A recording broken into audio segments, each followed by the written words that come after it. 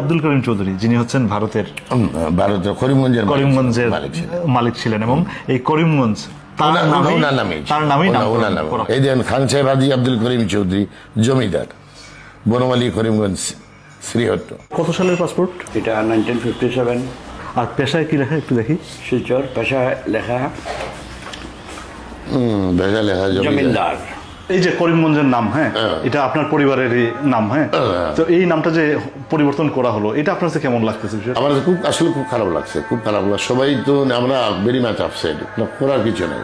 এইটা হলো আমাদের আয়রন সিকের চাবি। ওই যে আগে আমার ইয়ে ছিল তো, কয়েন ছিল, টাকার নোট ছিল না, তো অনেক কয়েন গুলো এখানে সন্দুকে রাখা হতো। আচ্ছা, এটা হচ্ছে তার চাবি, ওই সন্দুকের, এই সন্দুকের চাবি। আসামের চিফ মিনিস্টার ছিলেন, আমার চাচাতে এমএলএ ছিলেন, উনি দাওয়াত দিছে ওনার ডিনারে লেগে রাত্রে। তখন আসামের চিফ মিনিস্টার আসছিলেন আমাদের বাড়িতে, ইন্ডিয়ার অরিজিনাল বাড়িতে ডিনার করতে। এই যে আমার দাদা মারা গেছেন, আমার চাচা কিন্তু দাওয়াত দিয়েছিলেন সবাইকে।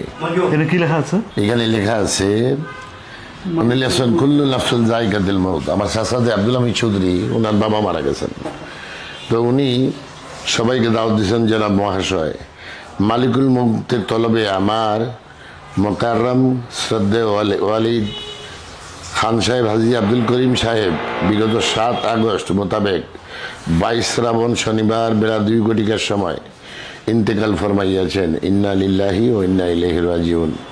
খাকসার হইল দাওয়াত ক্রমে, খাকসার মানে দাওয়াত ক্রমে, ওটা বুঝছেন নি? আমার মানে ওনার ছেলে আমার চাচা আব্দুল হামিদ চৌধুরী দাওয়াত দিচ্ছিল সবাইকে। এটা বনমালী করিমগঞ্জ, এটা 1965-এর।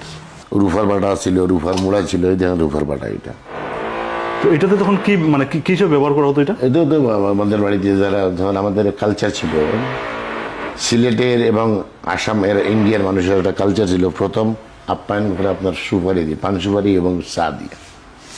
এইটাই এই আগে ছিল, তো আগের মানুষ এইরকম আপ্যায়ন করতো। এখন আমাদের সিলেটে এটা ডিভিশনটা আছে, পান না হলে হবে না, পান সুপারি লাগবে, চা লাগবে। যেমন আসলে প্রথমেই চা দিব, পরে পান সুপারি দিব। যত কিছুই খাওয়া হোক না কেন, যত কিছু খাবো না কেন পান সুপারি দিব, ওটা হচ্ছে না। এটা আমাদের সিলেটের মানে ঐতিহ্য। আমাদের বাড়িতে ফ্রিজ ছিল আপনার, এই যে কারেন্ট নাই তো, তখন কারেন্ট ছিল না, তখন আমাদের ওইগুলা কয়লা দিয়েছে জ্বালাইতো। কয়লার ফ্রিজ ছিল, কয়লার ইয়ে ছিল, ওই যে ফ্যান ছিল, টেবিল ফ্যান ছিল। যে বললেন আপনাদের বাড়িতে রূপার মুড়া ছিল, মুড়াও ছিল রূপার।